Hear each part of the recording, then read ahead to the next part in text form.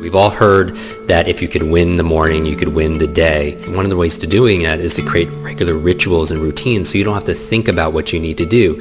And if you could set up routines and habits, especially early in the day, you could benefit from this science of momentum and create positive momentum as opposed to being reactive, like how a lot of people do. They pick up their phone the first thing and they start reacting and driving distraction and reaction, as opposed to proactively spending time with self-care and self-love and having a vision and a direction for your day. So let's get into it. Now, as I jump into this again, this is my ideal day. So sometimes I can't do all of this, but I could do as many as I can. So the first thing I do when I wake up is I recall my dreams.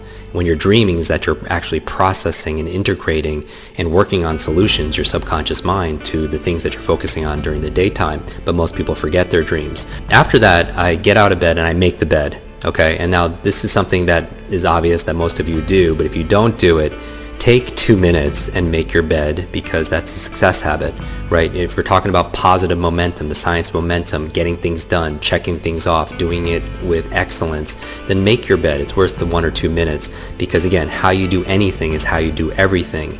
And to have a good check mark on something like making your bed is very powerful, because it teaches you to be able to do something really well and excellence like they do in the military. And the other benefit is when you come back at the end of the day, you come back to success. You come back to your bed already made. After that, what I'll do is I'll go into the kitchen and I'll have a tall glass of water, because we use a lot of water and most of us are very dehydrated at night.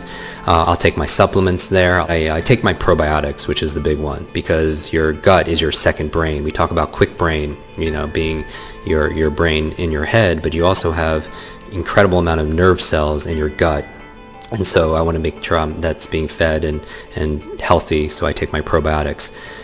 Then what I do is I do my breathing, right? I'm thinking about the things I'm focusing on here. I'm thinking about excellence. I'm thinking about hydration. I'm thinking about oxygen. Whatever your breathing technique is, I focus on breathing. So whether it's box breathing or alpha breathing, whether it's Wim Hof's method, I do a breathing technique because I want to fully oxygenate my body and my brain, which is obviously part of my body also as well.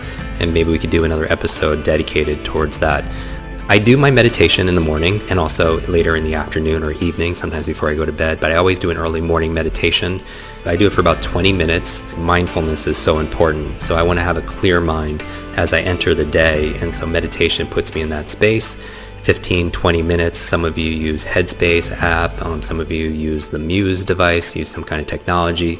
I meditate then. From there, I do 1 or 2 minutes of just movement. And this could be different. It could be calisthenics, it could be burpees, but I just want to get into my body after I meditate. And so I move my body pretty intensely for a couple minutes. And if I'm in a hotel room, maybe I'm just doing jumping jacks, but I'm doing crunches for 2 minutes straight. I'm just waking my body. That is not my exercise for the day. It's just for me to get my heart rate beating and getting some movement in my body. From there, I take a shower, and it's cold shower, and I do believe in cold therapy. It works for me. It helps me to reset my nervous system. Ice baths are very powerful because it helps, like if you hit your knee, you put ice on it to reduce swelling and inflammation. Cold therapy is a very powerful way of resetting your nervous system and reducing inflammation. So I take a cold shower. When I get out, I go through my normal routine, right, of shaving and brush my teeth, all that good stuff. Then I make a tea, and my favorite tea is like a brain tea. It's a combination of gotu kola, ginkgo, lion's mane, some MCT oil, and some other gems. As I go through it, I sip my tea, and that's where I write my journal. And I'm a big believer in journaling. I've been doing it since I've been in college, and I feel like some of the most amazing thinkers of our time and in history, they journal and they keep diaries. I mean, you think about Edison, Einstein, Da Vinci. I mean, their journals are priceless, right? From there, right from journaling, since I'm writing, and I like writing.